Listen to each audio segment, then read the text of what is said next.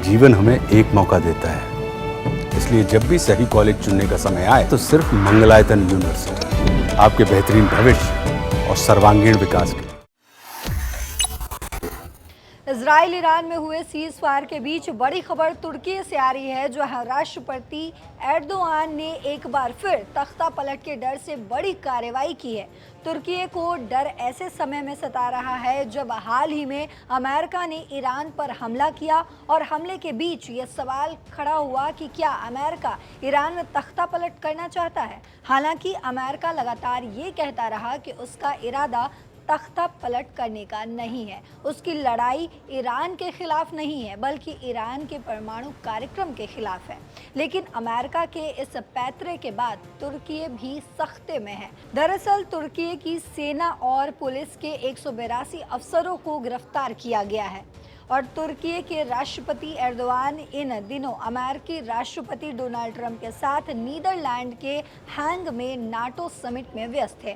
वहां वो मुस्कुराते हुए तस्वीरें खिंचवा रहे हैं, लेकिन उनके मन में अपने देश को लेकर डर बना हुआ है। उन्हें लगता है कि तुर्की में फिर से तख्ता पलट की साजिश रची जा रही है। इस डर की वजह से उन्होंने सेना और पुलिस के खिलाफ सख्त कदम भी उठाया है। सरकारी एजेंसी अनादोलू के मुताबिक तुर्की में 43 प्रांतों में एक साथ छापेमारी भी की गई। इस कार्रवाई में 182 अफसरों को हिरासत में लिया गया। इनमें ज्यादातर सेना के बड़े अधिकारी हैं, जैसे कर्नल, लेफ्टिनेंट कर्नल, मेजर और कैप्टन। इसके अलावा कुछ मौजूदा और पूर्व पुलिसकर्मी भी गिरफ्तार किए गए हैं। आपको बता दें, सरकार का कहना है कि ये सभी लोग गुलैन आंदोलन से जुड़े थे और गुप्त तरीके से एक दूसरे से संपर्क में भी थे।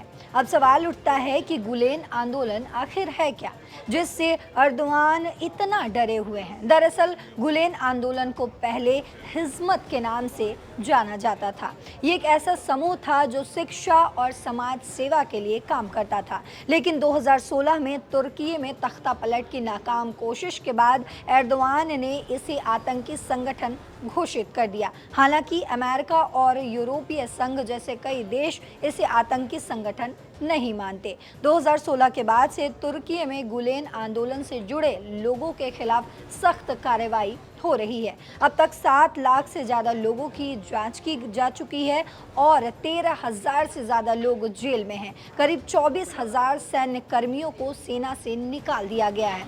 कुछ लोग कहते हैं कि एर्दोआन इस आंदोलन के नाम पर अपने विरोधियों को चुप करा रहे हैं ताकि उनकी सत्ता पर पकड़ मजबूत रहे। आपको बता दें, खास बात यह है कि गुलेन आंदोलन के नेता फैतुल्लाह गुलेन की पिछले साल यानी 2024 में ही मौत हो चुकी है। लेकिन इसके बावजूद एर्दोआन की कार्रवाई धीमी नहीं पड़ी है, उल्टा वो और भी सख्ती से इसे दबाने में जुटे हुए हैं। ऐसा लगता है कि उन्हें अब भी अपनी सत्ता को खतरा महसूस हो रहा है। आपको बता दें, ऑपरेशन सिंदूर के दौरान तुर्की पाकिस्तान के समर्थन में खुलकर खड़ा था और वही तुर्की अब खुद खौफ के माहौल में जीने को मजबूर है। ये कार्रवाई तुर्की की राजनीति में कितना बदलाव लाएगी ये तो वक्त ही बताएगा, लेकिन इतना साफ है कि एर्दोआन कोई जोखिम लेना नहीं चाहते।